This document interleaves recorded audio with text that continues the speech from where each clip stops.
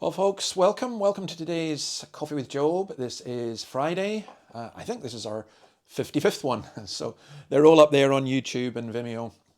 What you need for this is a coffee or whatever your beverage, and you need this, your Bible.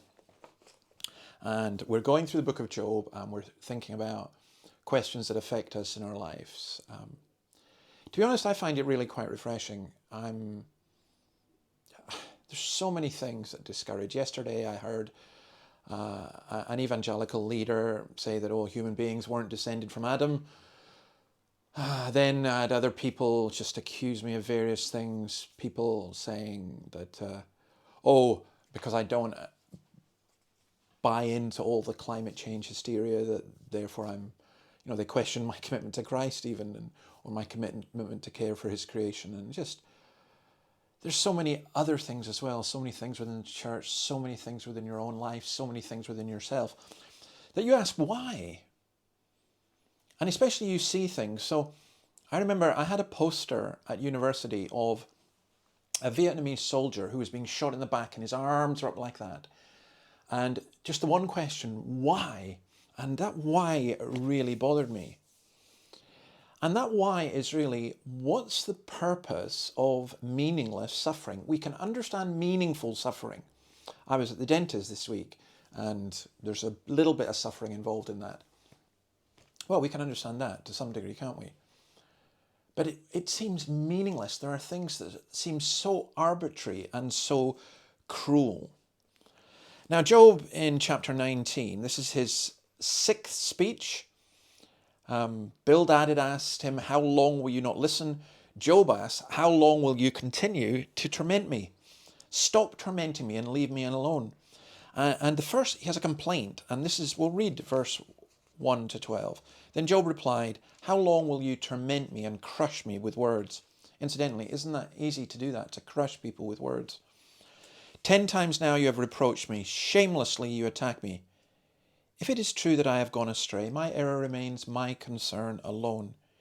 Indeed, if you would exalt yourselves above me and use my humiliation against me, then know that God has wronged me. This is his complaint.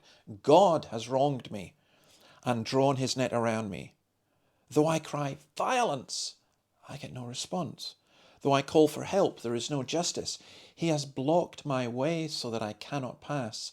He has shrouded my paths in darkness. He has stripped me of my honor and removed the crown from my head. He tears me down on every side till I am gone. He uproots my hope like a tree. His anger burns against me. He counts me among his enemies. His troops advance in force. They build a siege ramp against me and encamp around my tent. This is Job's great complaint. There is no justice. God is portrayed as like an enemy soldier besieging his tent.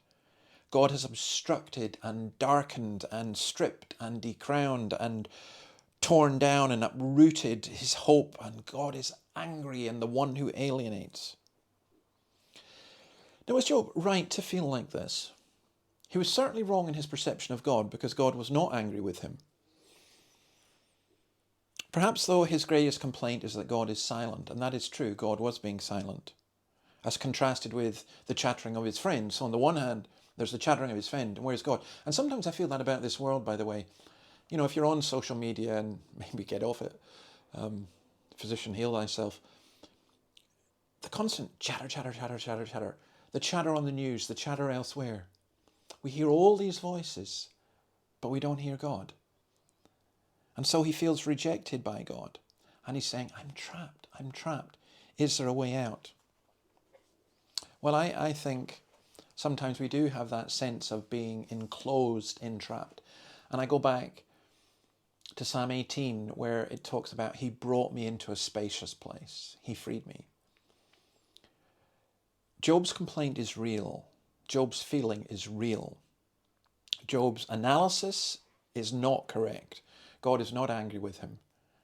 And Job as yet doesn't see the solution, that it's the Lord who will bring him into a spacious place. And I say that for you as well. You're trapped, you may be struggling in different things, but God will bring you into an open and spacious place. And we'll see more of how that happens next week. Have a look at Romans 8, or the Hope. We were doing that on Sunday. I'll probably put it up a wee bit earlier. And also we've got a new podcast out called the Ask Podcast, and got a wonderful interview with Bishop Rod Chiswell that's just gone up today. So I hope you can enjoy those things. See you on Sunday or on Monday. God bless. Bye.